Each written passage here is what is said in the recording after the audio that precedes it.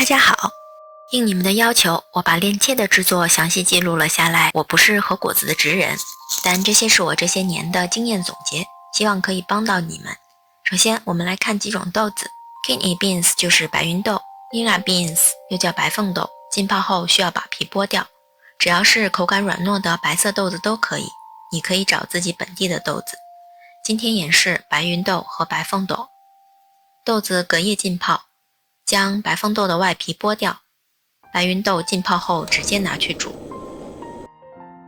开中小火，火力不要太大，煮沸后关火，全部倒出来冲洗干净，重复煮开再冲洗，这个过程3次左右，直到水变得清澈，盖上盖子，小火煮至豆子软糯。白芸豆也是这样煮，煮好后是这个状态，非常软。白芸豆要过2次筛，第一遍先用粗筛网把豆皮筛掉，淋一些水来帮助豆泥从筛网上落下来。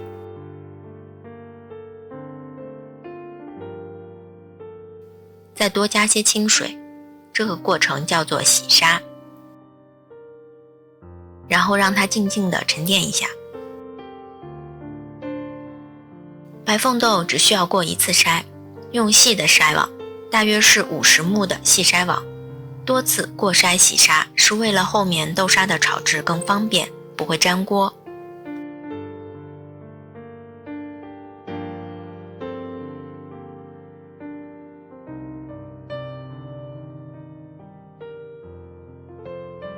我们也冲些水帮助沉淀。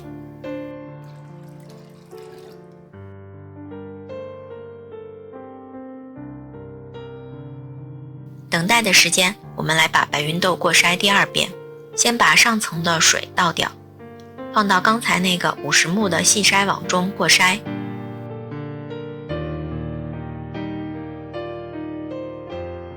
再次加水沉淀，2个豆沙都沉淀好之后，就可以脱水了。倒入这种豆浆滤渣袋中，把水分全部挤出来。洗了那么多次，应该已经很好挤了。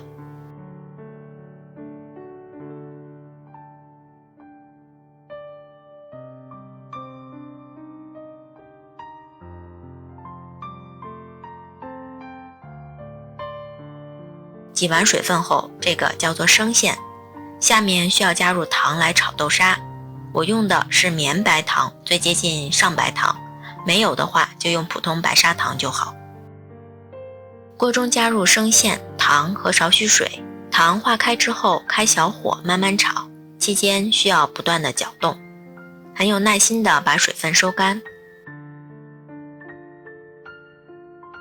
舀一勺起来，再抛下，如果出现挺立的尖角，就说明好了。左边白凤豆豆沙偏黄一些，右边白芸豆豆沙偏白一些。豆沙没有粘性，需要加入一些有粘性的东西，才能容易塑形。常用的一个是日本山药，做出来的就是薯玉链切，另外就是加入白玉粉或者糯米粉。白玉粉和糯米粉稍有不同，但是用普通糯米粉也是可以达到效果的，这2种我都试过。我们先做一下糯米粉的链切，糯米粉、糖和水放入锅中，搅拌均匀后再开火。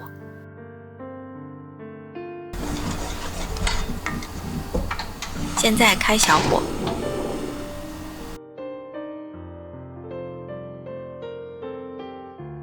一直不断搅拌，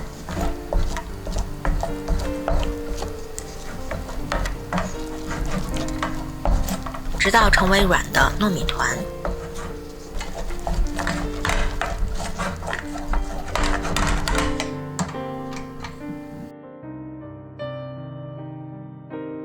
放入白豆沙中，充分混合搅拌均匀。糯米团的用量在豆沙的8%到12%之间都可以，多了会偏软，大家可以尝试选择自己喜欢的软硬度。下面需要炒制，比较容易粘锅，火候也难控制，所以我自己喜欢用微波炉的方法来确保万无一失。像这样平铺在碗壁上，放入微波炉高火1分钟。拿出来再次充分搅拌，重复这个步骤2到4次，直到面团搅动时阻力很大，并且用手触碰不再粘手。每家的微波炉火力不太相同，所以我们1分钟1分钟来，几次可以达到效果，大家可以自己去试。放到木板上晾一晾，最好再放在棉布里面揉一下，会更加均匀细腻。凉了之后用保鲜膜包裹起来，当天用最好，不是立刻用的话请放入冰箱冷藏，最好不要冷冻。下面我们来做薯玉链切，先把日本山药去皮切块，放入清水中泡一下，洗掉表面多余的粘液，放入蒸锅中蒸熟，用筷子插一下，软了就是熟了。趁热过筛，还是用细的50目的筛网。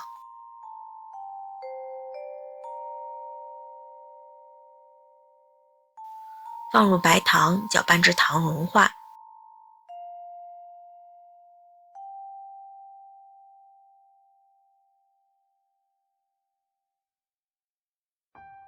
转入锅中，加入白豆沙，搅拌均匀后开小火，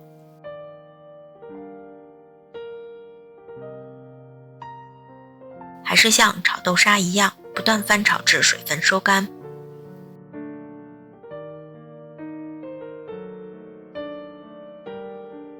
如果把握不好，就在搅拌有阻力时盛出来，依旧放入微波炉中，像做糯米链切一样重复搅拌加热的步骤，直到水分收干。